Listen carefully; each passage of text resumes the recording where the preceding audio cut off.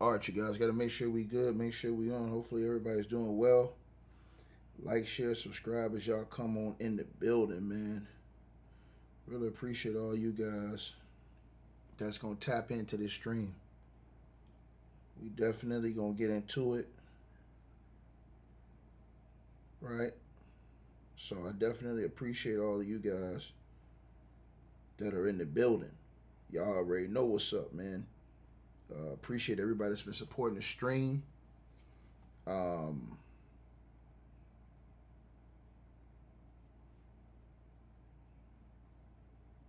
on, you guys.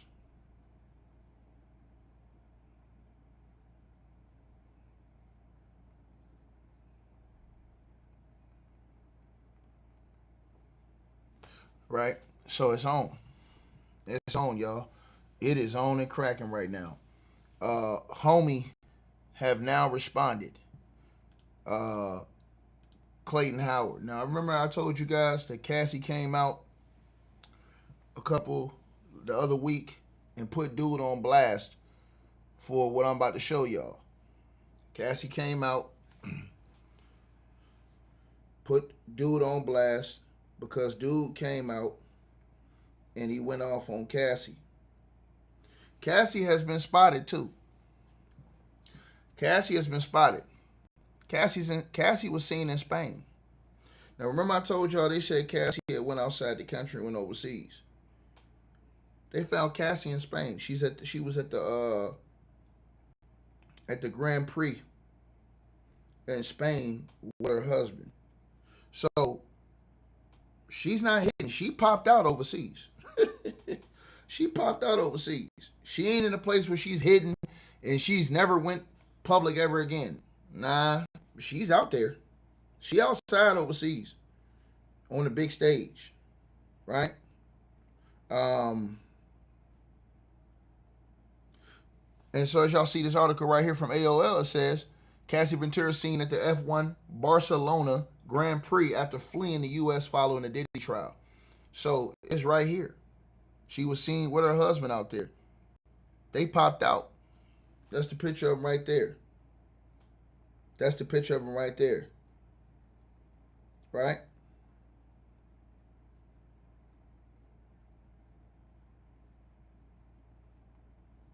Now,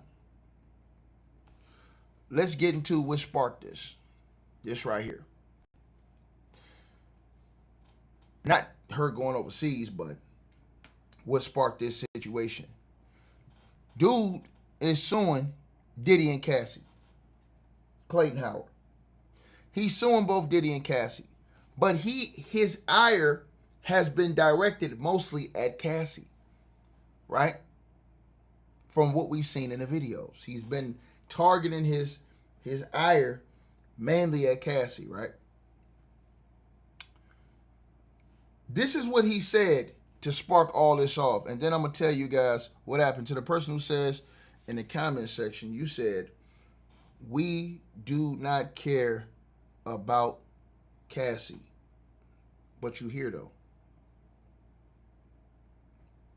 But you hear though. Make it make sense. You said, we do not care about Cassie. Right? But you hear though. Make it make sense. Make it make sense.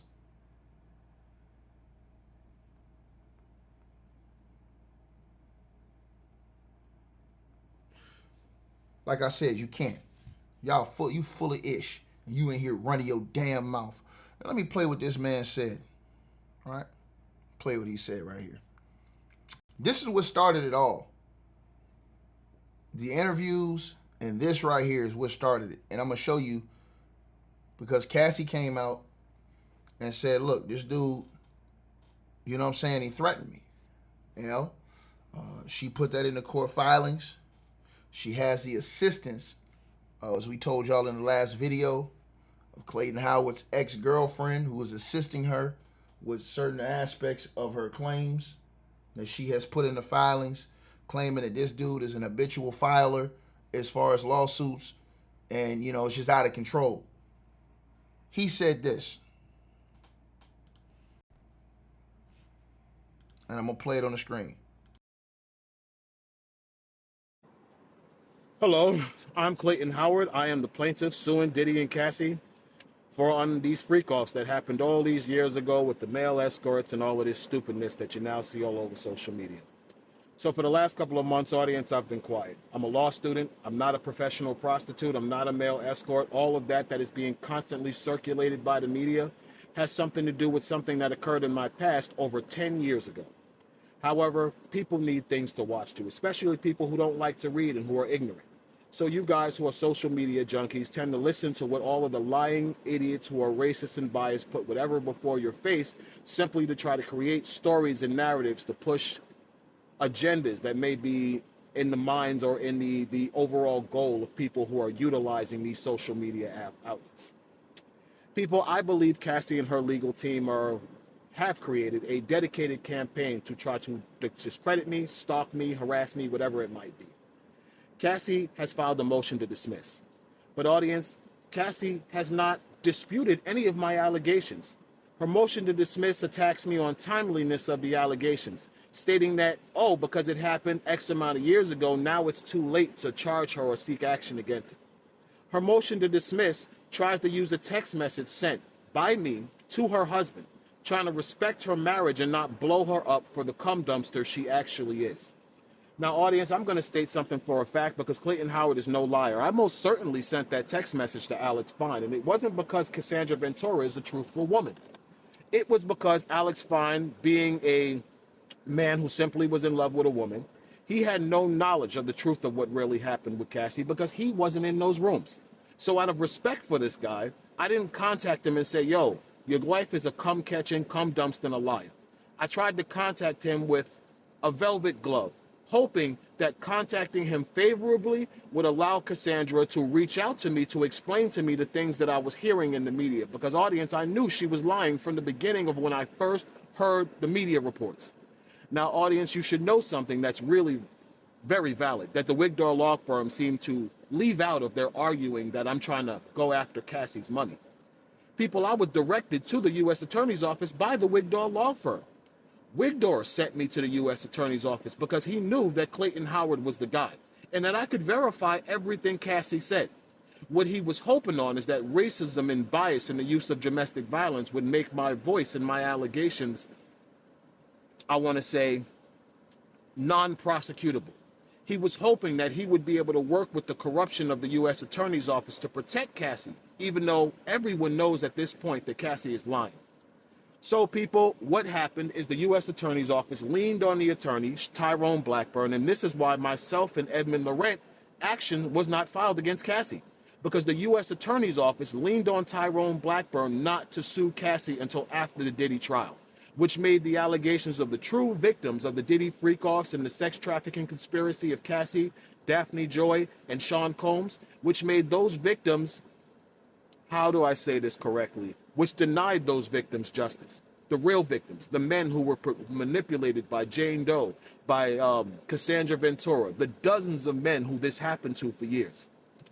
Many people might want to say that the men aren't victims because the men were paid. People, you have prostituting women every day who say that the men who have been flying them around the country, sex traffic and abuse them, they go to court and they destroy these men's lives. What's the difference with a man who's saying the same thing about a woman who actually testified during a criminal trial to do it? Audience, Cassie admitted to sex trafficking me. Cassie admitted to lying on me. Cassie admitted to creating an environment that was completely deceptive of the truth of the narrative that what was going on, at least to me. People, by all legal terminology, that's coercion. If she wasn't willing to tell me who she really was and what was going on, people, she was lying to me. She hid her identity for multiple years for the sole purpose of lying to me and convincing me that herself and Sean Combs were husband and wife. So, audience, how can I be a liar if this woman admitted all of this on the stand during a federal criminal trial? The Wigdor law firm will do everything they can to try to use outside factors of my past to discredit my current situation. Audience, here's the truth. Cassie testified to sex trafficking me. She testified to every word of my complaint, people. She may not have directly admitted to the allegations of the sexual assault, but people, she even testified to an aspect of that when she lied and said Sean Combs forced her to have sex with someone on her period. Audience, she said that because she knew that was one of my allegations against her before the end of the trial.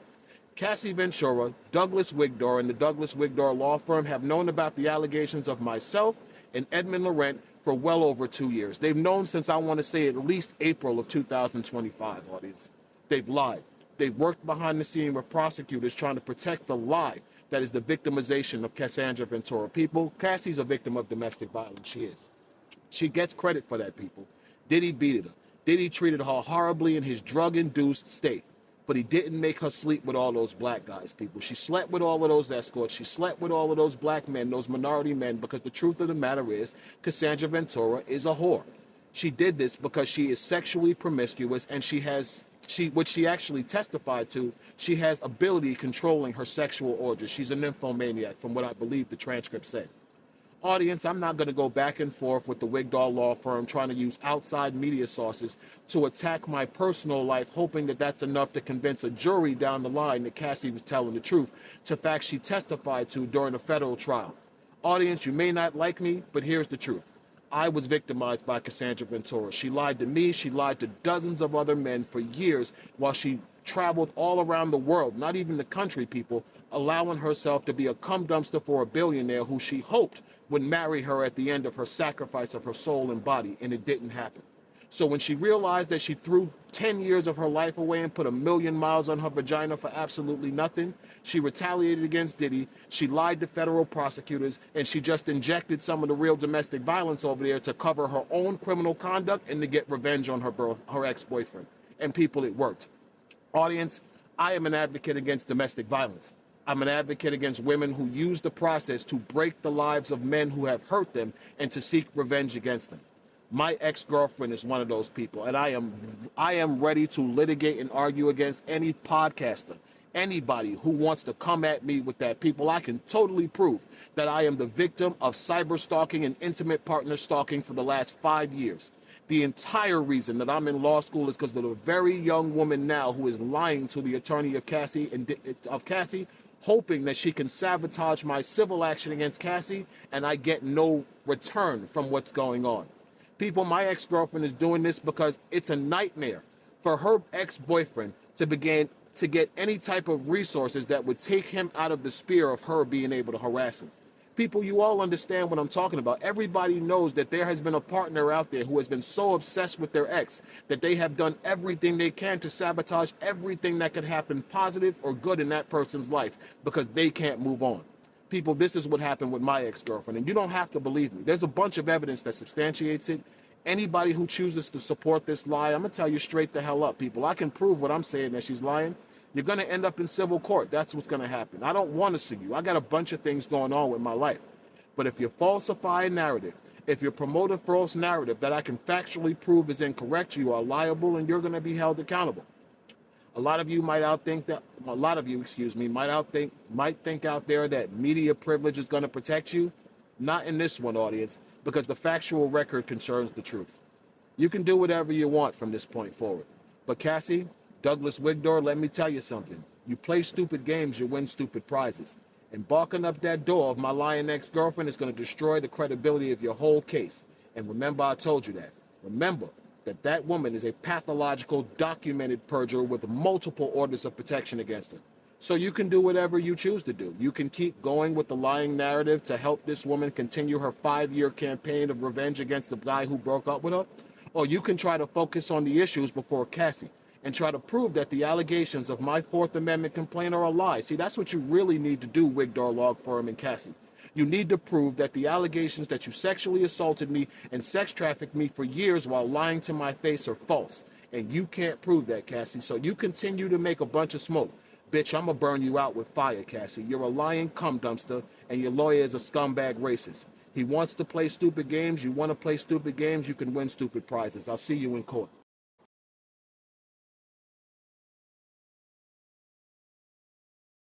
Now, I invited Clayton up here the other week. Didn't hear any response from him. Any of this stuff. I wanted the one-on-one smoke with him. That invitation is still open to Clayton Howard. If he hears this, the invitation is 1,000% open for him to come up here and get that smoke. Because I'm going to give him everything he looking for and some more if he come up here run. Because, see, all I got to do is show you the paperwork. Show you the documentation of the screenshot of the message you sent Cassie's husband when she first came out with her allegations, and you said that she 100% was telling the truth, buddy. That's what you said. And that you said you would be willing to testify for Cassie. And that you witnessed some despicable things. You said undescribable things you didn't even want to describe, you witnessed. And you said you saw Diddy beat her and force her into doing this shit. That's what you said. And when Cassie exposed that to the courts, you came out and then said, oh, no, I was just, it was just me. It was a velvet glove I was giving this man, and I really didn't, mean that. I just wanted to. Okay, buddy. Okay, buddy. Okay, buddy. Also, sir, you were then responded to by Cassie and her lawyers. And they told the judge they wanted an order of protection from you. And they wanted some other things done too, as far as your tirade that I just played that you went on. Right? Clayton has now responded, ladies and gentlemen, in the courts. He has now come out and responded. You know I got the paperwork. You know how I get down.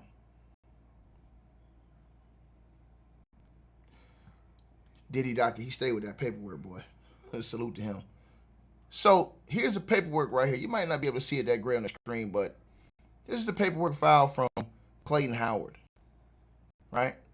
You can see Clayton Howard versus Sean Combs and defendants, right?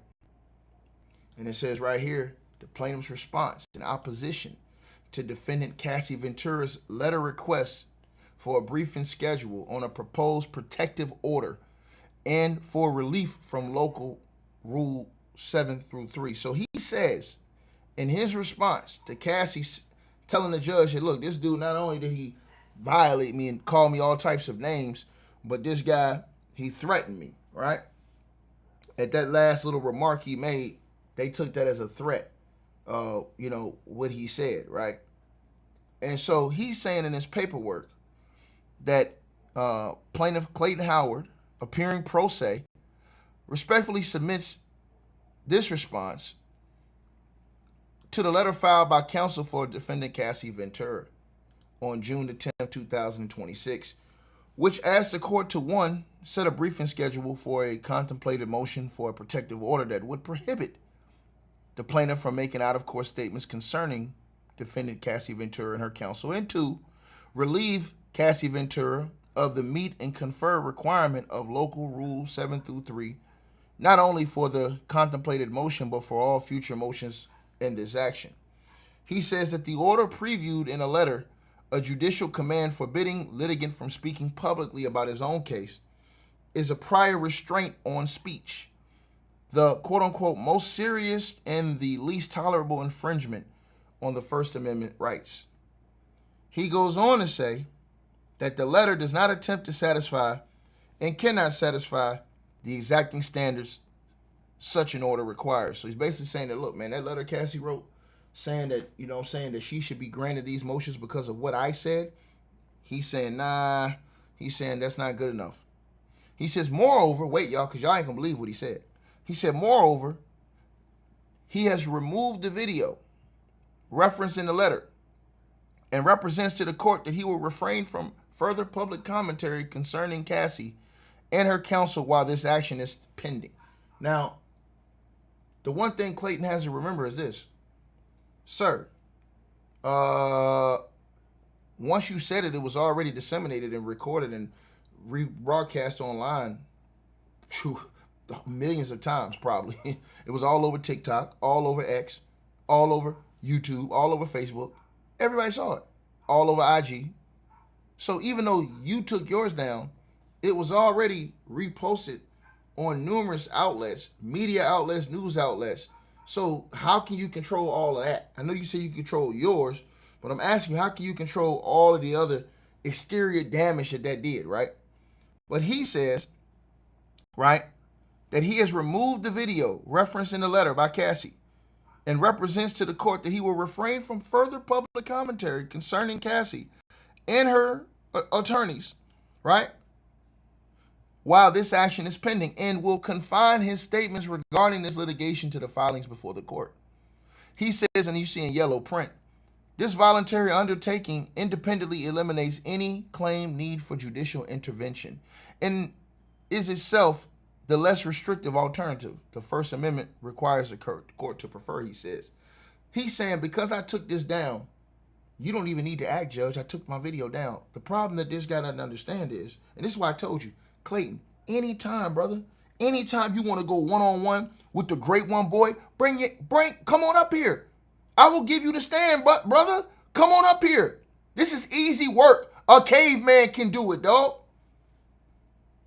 When you posted that video, it ain't about you just posting that video, Playboy. When you posted that video got posted numerous times all over social media. So even though you took your video down, videos that did way more views that reposted that video are still up and have always been up and been burnt into the minds and into, the psyche of everyone who watched those videos, dog. So I would ether you with that alone. That statement I just told you alone, I would ether you with that. I would say it doesn't matter, Clay, that you took that stuff down on your page, because once you put it up and it was disseminated all over the media and all over these other pages, now this is a whole different type of situation, right? Now, let's go to this right here, right? He says, finally, the request for blanket prospective relief from Local Rule 7 through 3 as to any future motions is overboard and would prejudice a pro se litigant's ability to resolve or narrow disputes before motion practice, multiplying the burdens on the court.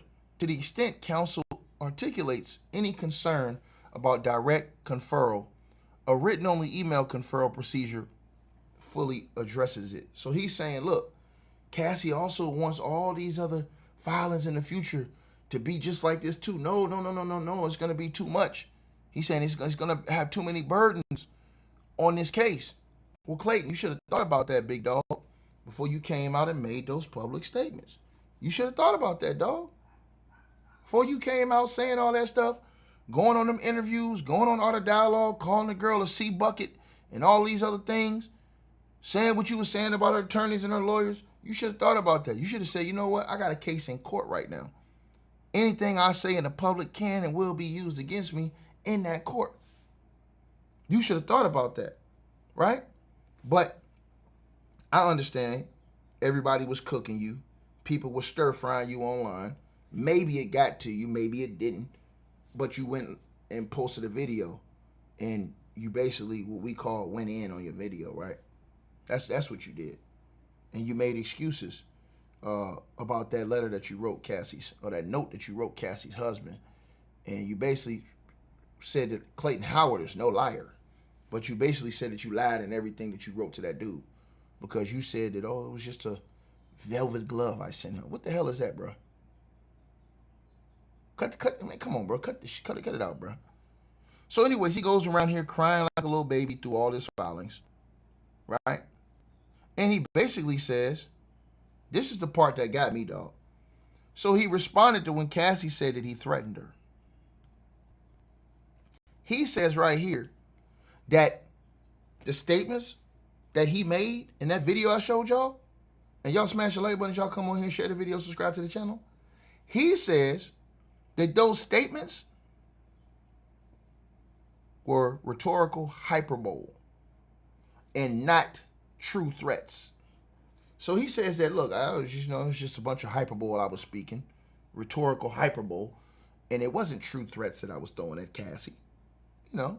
He says right here, the letter's assertion that the plaintiff uttered true threats of violence is incorrect as a matter of law.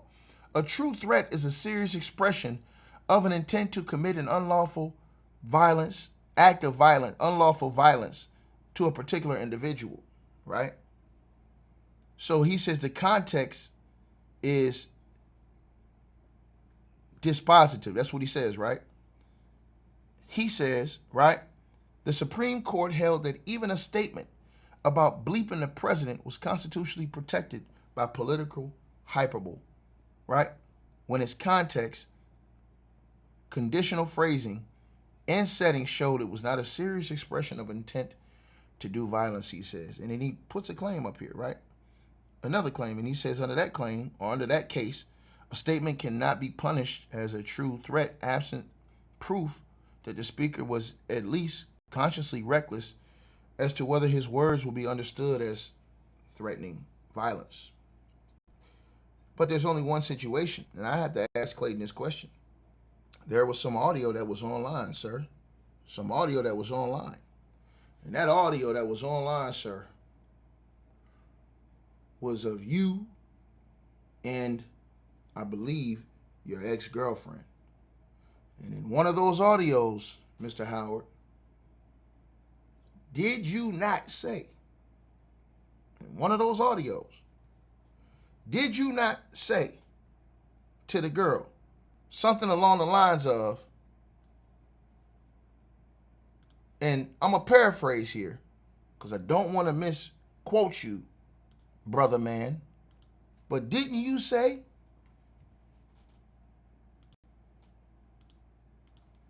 hold on, let me see if I got uncomfortable with you coming to my house.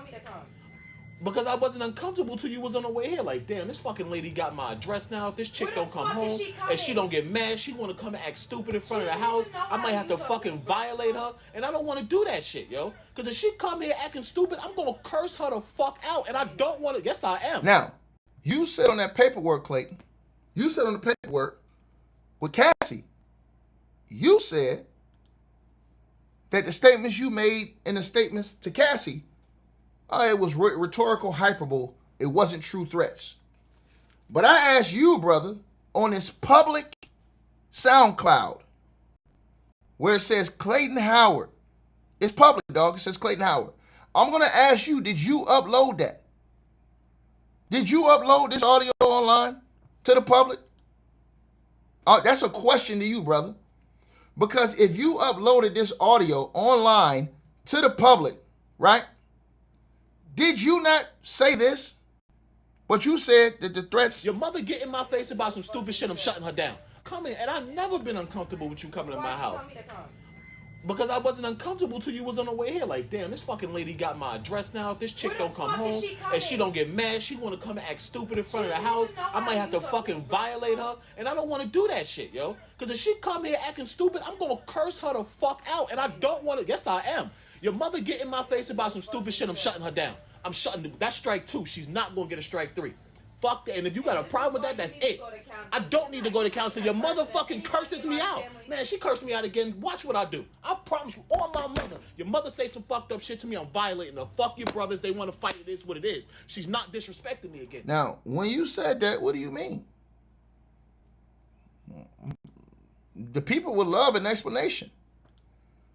What do you mean when you said that you violating her? What do you mean? We would like to know that, brother.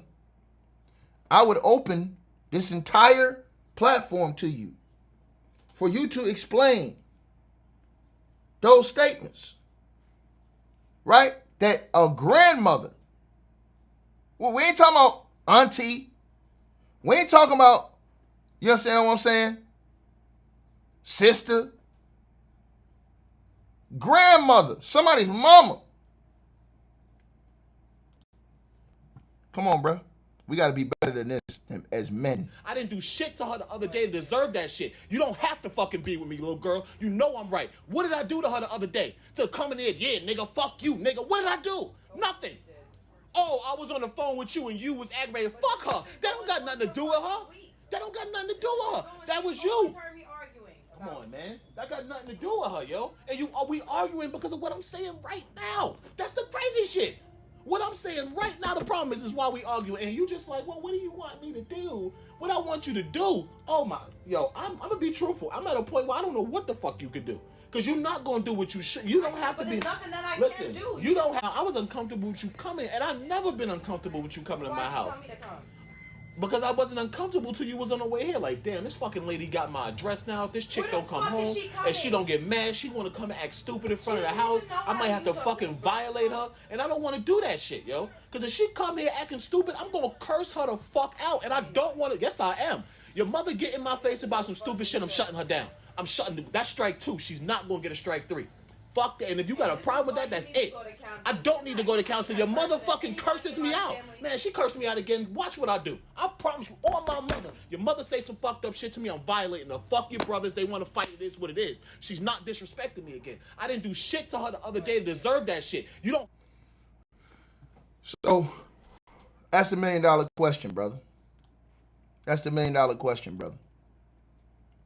That's the $1 million question. Is, what did you mean when you said that? That's.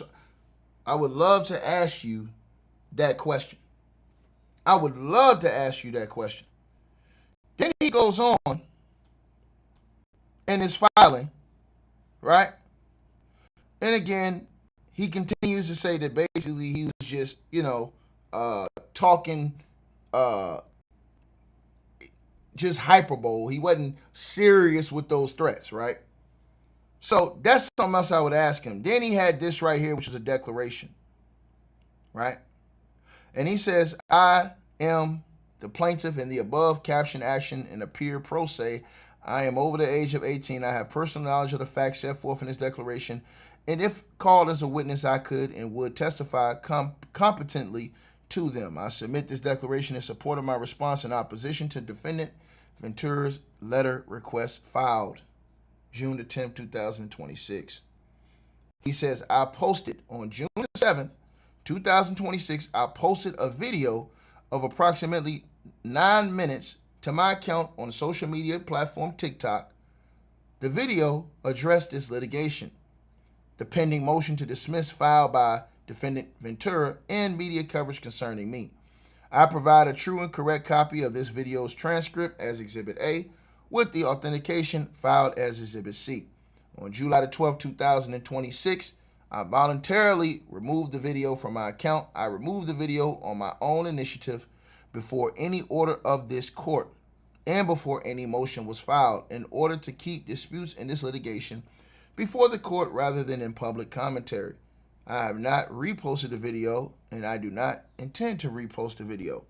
I represent and undertake to the court that while this action is pending, I will refrain from public commentary concerning defendant Ventura and her counsel, and I will confine my statements regarding this litigation to filings made before this court and to communications authorized by the court's rules.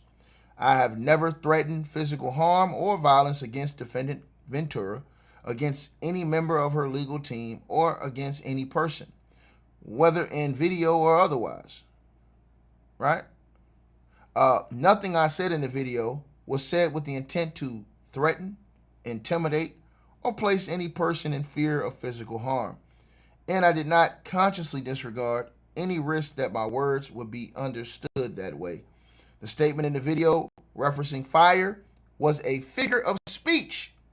It immediately followed and extended my own statement that the defense continues to make a bunch of smoke rather than address the merits of my complaint. In invocation of the common expression that where there is smoke, there is fire, by that figure of speech, I meant only that I intend through this lawsuit and evidence presented in it to disprove statements and claims about me that I contend are false. I did not mean and did not intend to communicate any act of violence. Says the video concludes with the words, I'll see you in court, which reflects what I meant throughout, that I intend to litigate this in court, the dispute between the parties. Likewise, the expression, play stupid games, win stupid prizes, is a common idiom referring to consequences. As I used it, it referred to consequences in this litigation. The adjudication the adjudication of the claims and defenses before this court and to nothing else. I acknowledge that some of the language I used in the video was intemperate, and it does not reflect the tone I intend to bring to my conduct in this litigation or any future commentary. I have never made any public statements concerning attorney Melody C. Hand, who have appeared as counsel of record for the defendant Ventura in this action. With respect to Local Rule 7.3, I have participated in a meet and confer conference in this action in writing. On Friday, June the 5th, 2026, a telephonic conference was scheduled with counsel for defendant Ventura concerning my contemplated motion for judicial notice under Federal Rule of Evidence 201. I was unable to attend that conference because I was involved in the state of New Jersey that afternoon, and the presiding judge took the bench 45 minutes late due to being locked out of the parking lot by security. I wrote to counsel by email seeking to reschedule the conference. As of the date of this declaration, I have received no response to that request. Attached as Exhibit B are true and correct copies of my rescheduling correspondence. I remain willing to participate in any meet and confer process the court directs, including conferral perjury under laws of the United States of America, that the foregoing is true and correct. Executed June the 12th, 2026 at Middlesex, New Jersey. Clayton Howard. Plaintiff pro se. Listen, like I said, I would love to open a platform to Clayton. I've said this 1,000 times. I have questions for him. I have real true questions for him. I want to know is what he said to that girl on the tape. What did he mean by that? I want to know the situation that he wrote to Cassie's husband, the letter. Why did he come out and say that was a velvet glove? And why go out your way and write all those things to this man if then you come out and say, well, no, it's not true? Because you literally said in that letter that Cassie was telling the truth 100%. That's your words, not mine. That's your words, not mine. And then you came out after Cassie busted you open and put that in the court filings. And then you said, oh, no. I didn't mean it like that. It seems like you say stuff and then you say, I don't mean it like that when somebody call you out. So I want to question you about that, right? Because I don't want to get it wrong, Clayton. I don't want to falsely accuse you of something, Clayton. So I want to ask you directly, like a man. You understand what I'm saying?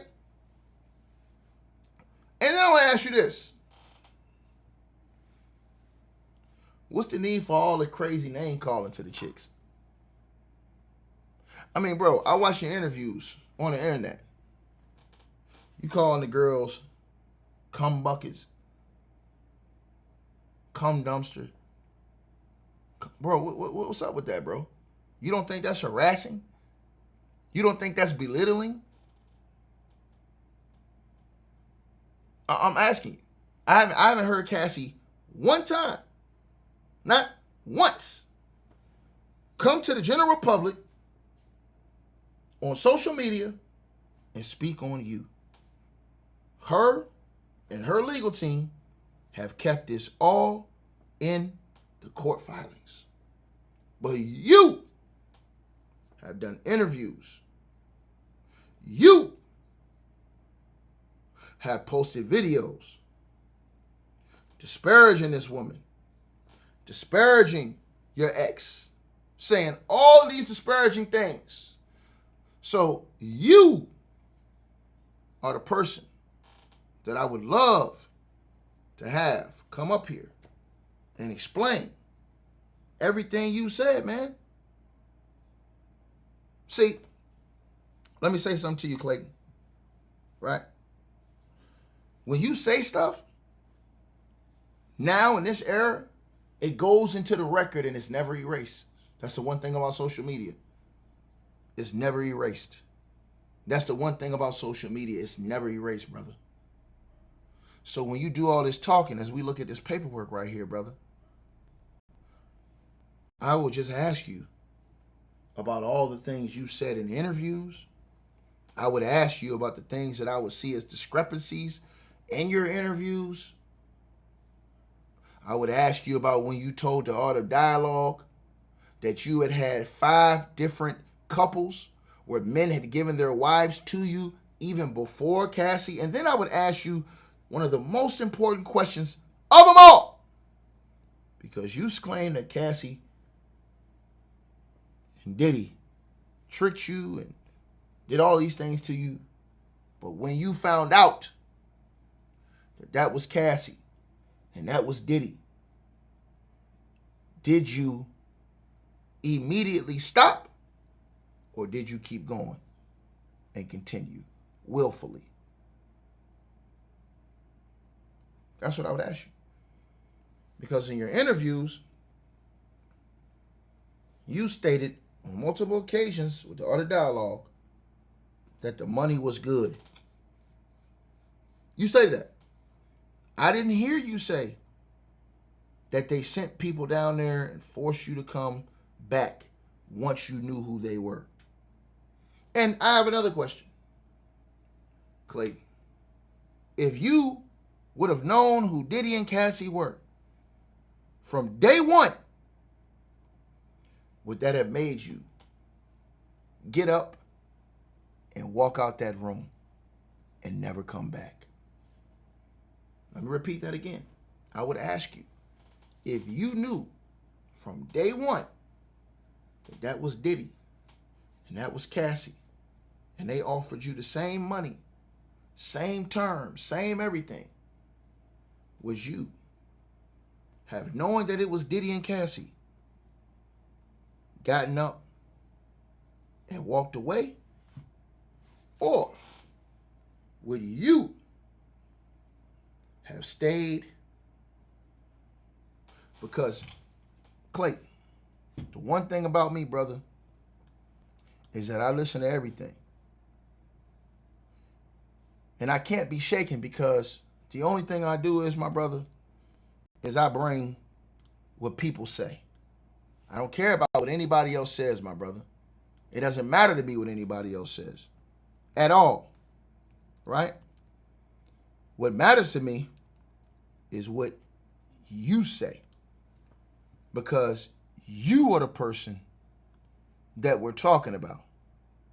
So when I listen, Clayton, to what you said, Clayton Howard, when I listened to what you said, here's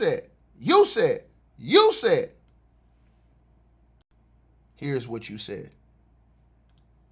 Here is what you said right here. I knew her as the relationship developed.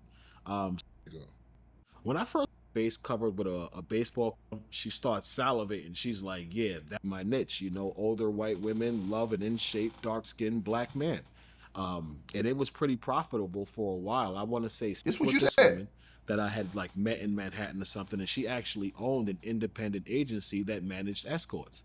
You know, from basically busting her back down, she's like, yo, you are amazing. You realize you can make money from this. So, you know, I think she's just gassing me. I'm like, baby, whatever. Hold on, y'all. Let's listen to this again, Clayton. This is not my words. This is your words. Let me say this again. This your words. Want to call them, that was heavily mixed up in the Diddy and Cassie matter. Yes, indeed. So with that being said, I want to take it from the beginning. How did you first meet Diddy and Cassie?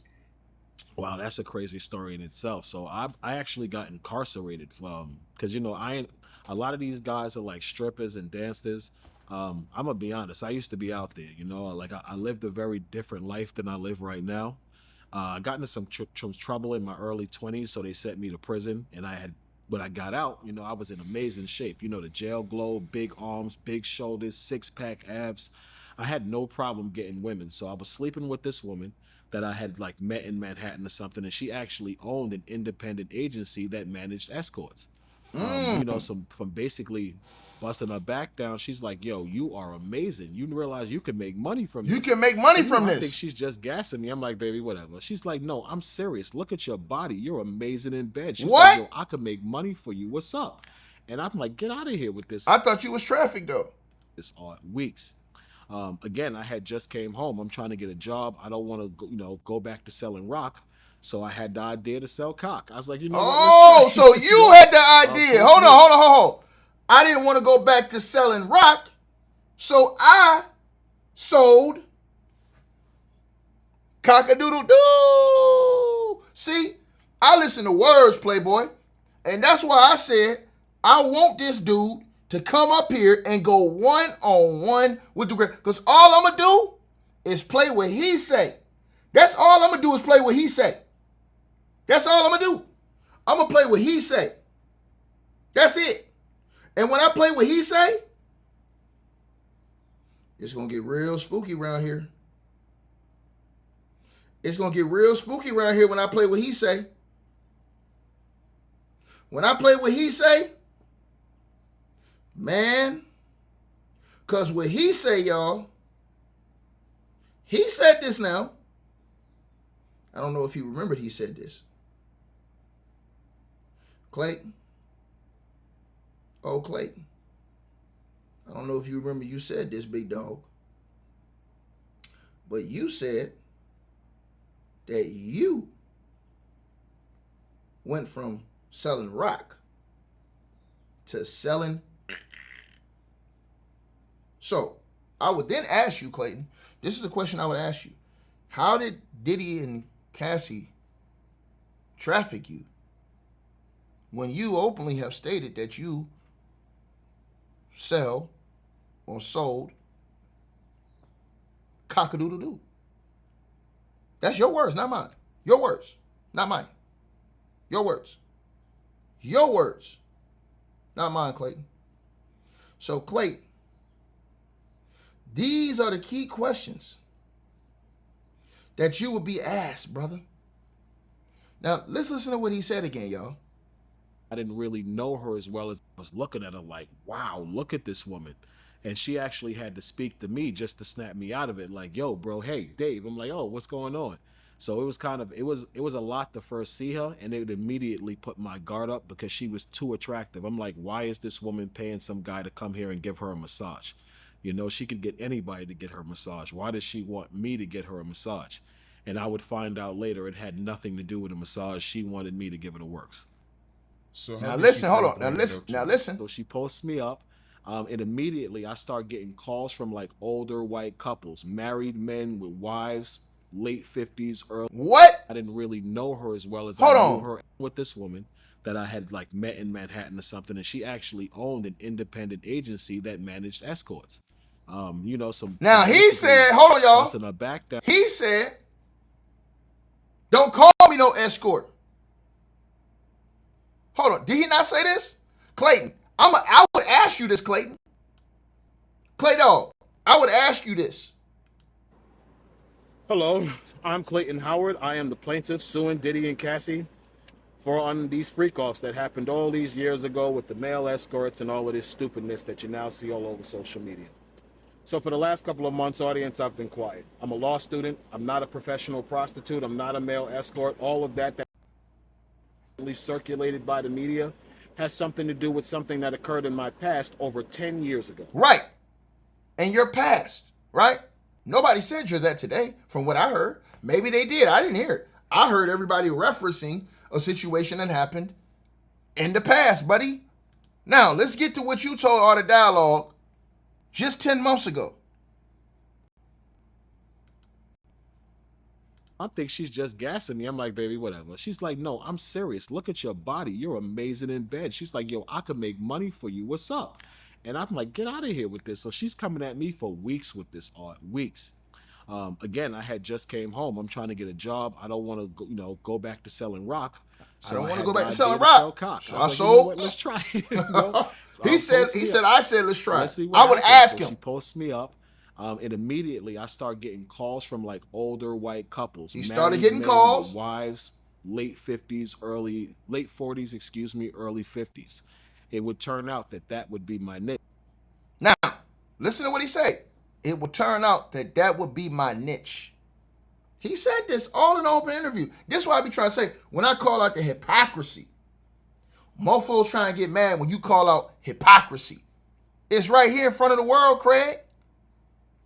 It's in front of the world. Did nobody make you say this?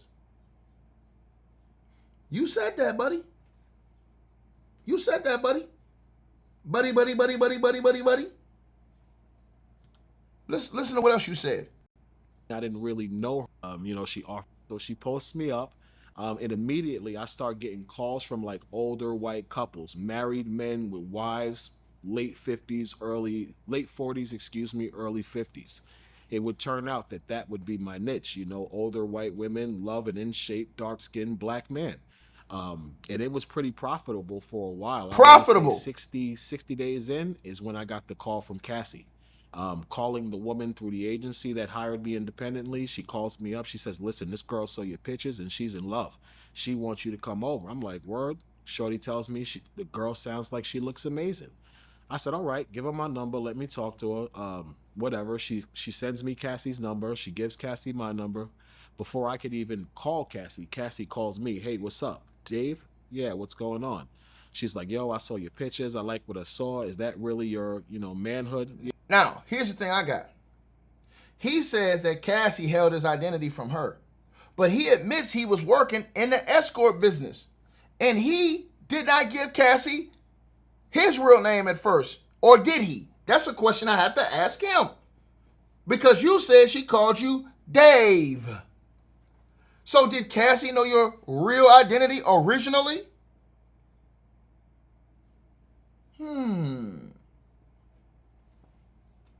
See, this is what I'm trying to talk about. Know to her.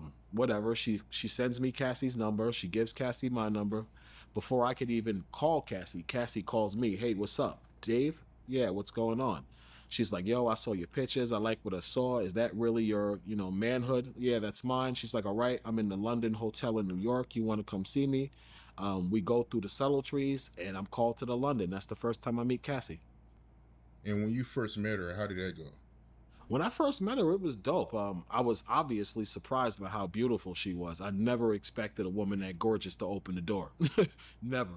I remember when she opened the door, I was so stuck. I was looking at her like, wow, look at this woman.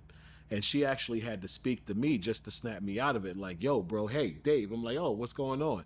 So it was a lot to first see her, and it immediately put my guard up because she was too attractive. I'm like, why is this woman paying some guy to come here and give her a massage? She could get anybody to get her a massage. Why does she want me to get her a massage? And I would find out later it had nothing to do with a massage. She wanted me to give her the works. So how did she first bring that up to you, that she wanted to have sex with you? Let's see. I walk into the suite with her, beautiful suite. I'm sitting in the living room. We talk for a few minutes. She offers me a drink, whatever. We're just like basically getting to know each other. She then says, let me see what you're working with. I said, okay, cool. He said, okay, then cool. I was a little drunk. I had a few drinks. I'm like, all right. I show her. She starts salivating. She's like, yeah, that's what's up. She says, all right. She takes out a joint. She passes me a joint. This is when she tells me that her husband is there and he wants to watch. Now, prior to this, she never told me she was with anyone else. She tells me at this point that he's there, he's cool. Now, did you leave? Her being satisfied did you leave? By guys that are larger than him. Did you leave? He's really into the lifestyle. Did you leave, Clayton? That they're swingers. They do their little, like Clayton, swinging stuff. did you leave then? She asked me, did I have a problem with him watching? Now, considering my past clients, I had no problem with him watching. So you had no problem with him watching? 3 or 4. Okay. I actually think I had like 5 solid clients. 5 clients before her. Usually when husbands called me to give me their wives, they usually watch the first encounter. They watch it. Give me their wives. So they would basically sit in the room and watch to make sure their wife is safe. So when, Cassie said this to me, I was kind of, I want to say, numb to the situation of someone watching me from a voyeur standpoint. So I said, cool, no problem. And he came down. He was really quiet. He had his face covered with a baseball cap. I think it was Pittsburgh because it had a yellow P on it. And a bandana wrapped around his nose and his mouth. He spoke to me like, yeah. I said, yeah. Barely said a word. Immediately grabbed a bottle of baby oil. Went to the dark corner. Sat in the corner. Cassie comes up to me. She starts talking to me, complimenting my body, my chest. She asked Diddy, can she begin? Can she touch me? He told her no, put the baby oil on. And that was my education that night into how the next 8 years would be. So he was cool with a man having a bigger manhood than him. He was turned on by that. Yes, he was. There were even encounters where I remember specifically with the gentleman who testified first for the trial, Daniel Phillip. I remember when this guy paid us for the orgy with Cassie, like he was actually looking at me and Daniel Phillip, and he was like, yo, if I had you guys, you know, like manhood, I wouldn't even have to work. I wouldn't have to do nothing. And me and Daniel Phillip looked at each other like, whoa, what the hell is he talking about? You know what I'm saying? So, yeah. Do you think he hired you because you can please Cassie in ways he couldn't? Oh, absolutely. Absolutely. You know, I don't like to talk this way about Cassie because she does deserve the respect. She of the deserves the respect, confidentiality but of our you sexual encounter. keep talking this way. But I Come think on, she brother. kind of forewent that by speaking about it herself and bringing this before the media. But when I used to have sex with Cassie, Cassie used to come like that. Literally like that. I don't know how, like, I watched her and Diddy have sex. He wasn't doing what I was doing. I would have sex with her in maybe 5 minutes. She'd squirt and come all over the place. She was an incredibly sexual young woman. Incredibly sexual. When was the next time y'all met up after the first meeting? Well, after that encounter, it went for probably, I want to say, a little under a day. But the funny part is when I was leaving, Cassie actually comes to me and she's like, yo, that was great. Can you stay longer? I had been there maybe 12 hours already. So I'm like, you're going to pay me again, right? And she said, absolutely. Hold on. She goes upstairs. She gets me some money. I can't remember how much it was off the top of my head now, but she comes back. She gives me a lot of cash and she was like, yo, how long can you stay? And, you know, basically, honestly, I told her, well, how long are you going to pay me? Why She didn't you said, leave? the same amount. I said, as long as you want me to stay, that's the same amount of time. Thank you. You know, you give me the same amount, I'm going to give you the same time. So I stay with her. We have an excellent, you know, like encounter. It goes really well. I liked Cassie when I met her. Cassie's a very down to earth woman. She's polite. She has excellent energy. There's really no way you could not like Cassie when you meet her. This is the truth. She's a very, very affable and nice person. So I was actually kind of surprised where like 2-3 weeks later, she called me again and she's like, yo, are you around? And I'm like, oh, okay. I guess you couldn't get enough. She said, no, I've been thinking about you the whole time. What's up? Can you come meet me at the same place? I said, all right. I go back to the London hotel. I meet her in the same place. So the same thing happens again. Did they force you or did you agree to go back? Word with the freak offs as far as that's a question, Clayton. The stages of a freak off until we finally had intercourse and then I left to the next time. Did they force give you any rules when it came to the freak offs? I never was given a role. I was never even told the name of this was a freak off. The truth is, the only time I was ever told or given a name for what these was is the time that me, the first guy who testified, Daniel Phillip, and Diddy actually ran a train on Cassie. And Diddy himself and Cassie called it a sexathon. But they never called it a freak off. The first, I've heard freak offs, you know, because I'm from the hood. People, we all know what freak offs is. But I've never heard it like commercially, publicly, as far as with this case until I started hearing this and with Cassie put in the lawsuit and the fact that the U.S. Attorney's Office was marketing him as making these freak offs. So Daniel Phillips, he had an orgy with Diddy and Cassie, and they called it a sexathon? Yes, Diddy and Cassie themselves referred it to a sexathon, but they called me. Daniel Phillip was already there. Cassie actually calls me and she's like, yo, you know, do you mind watching me with another guy? And I did, you know, because I had never been involved with her and someone else. I kind of really thought it was a monogamous situation. Diddy was not well endowed and she just needed somebody to fill her and satisfy her. So I really believed at this time that was my role, that I was only being called in because this rich and powerful guy could not satisfy his woman. It wasn't until I got in this freak off that I saw her like in front of Daniel Phillip and Diddy with like, you know, 2 penises in her face that I was realizing like, wow, this chick is not what you think. It was actually a little hurtful, I'll be honest. Now, to the brother who said I'm working overtime for Cassie, no, sir. I'm working overtime for the truth, brother. Because the truth always going to set you free. And it's going to keep you free, right? That's an honest to God truth, right? Because, see, let me tell you something, sir. Your name is Ellie25 254 forever. Let me say this to you, brother. I'm going to say something to you, brother. I'm going to say something to you, right? You, my brother, first and foremost, I hope and pray you don't have children. Right? Right? Because regardless of not if your daughter or your relative was a 304 or whatever you want to call it, right? They don't deserve to get beat on, punched on, and treated in certain ways that we saw Cassie got did, right? Especially when you're a younger woman coming up like that. You would think and hope that there's some grown-ass men out here that stand on business and have some fucking common human decency and say, you know what, man, that shit ain't right, bro. What is you doing? Right? But since we don't have any more leadership out here, since we got a bunch of capping ass niggas like you that have come around here, buck dance, shuck and jive, and let me tell you something. See, I learned something like, what God will do is he will bring this right back to your front doorstep, boy. He will bring this right. See, the day a man start beating on your daughter, I don't want to hear you ever come out here complaining about any of this shit, especially if you're not in a position to do anything about it. Right?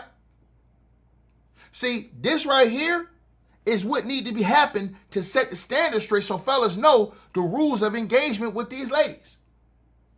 Right? My point is not saying, oh, well, you're protecting Cassie. My point is that this man is literally saying that he chose to sell COCK. So why are you out here complaining about Diddy and Cassie when you said you chose to do that yourself? You chose that as a profession, but you want to call her a cum catcher, a cum dumpster, and all these other things. No, I'm sorry, it doesn't work like that, Jack. Doesn't work like that. Imagine, I want you to think about something. Imagine a dude who admitted that he went into this field of work calling Cassie a cum dumpster and a cum bucket. Imagine that. But he told you that this is the field he decided to work in. Make it make sense. He don't have no answers, y'all. He'll just come in the comment section and say what he say. He don't have no answers. None. To what I just said. Right? And this is the type of foolishness, and the reason why I speak out against stuff like this is because this is why our fellas are ending up in prison every day. Go look at the situation with the rapper Mystical. They gave him 20 years. He's going to be in prison the rest of his life. That man, 55 years old, is going to be in prison for the rest of his natural life. Why? Because you ain't got no grown men that's strong enough to tell him, hey, man, what the hell is you doing, man? Cut this capping ass shit out. And the system sucks him up. And now he's going to give the rest of his life. He's 55 years old. He's going to give the rest of the next 20 years of his life to the prison system. Right? But y'all don't want to hear that. Y'all don't want to understand the truths and the facts about these things I'm telling y'all. Then when they locking these dudes up, throwing them in prison, y'all want to come out here and scream about this, scream about that. No. We ain't going to finna do that. This is why the young fellas, you got to raise them up in a way to show them, man, look, this ain't what you want to do, bro. Because they locking niggas up. Straight up. Straight up. See, if I can tell all the young fellas, yo, don't put your hand on no girl, man. Bro, if you got a problem with her, y'all not getting along, bro, just leave her alone, walk away. I swear, so many women in this world. There's no reason for you to be fighting with a woman. It literally is not. It's so many women in this world that are drop dead gorgeous, beautiful, beautiful people. I don't even know why anybody would even waste time putting their hands on a female. I don't know why. Makes no sense to me. It's absolutely disgusting. And I'm just going to keep it real with y'all. Hold on, y'all.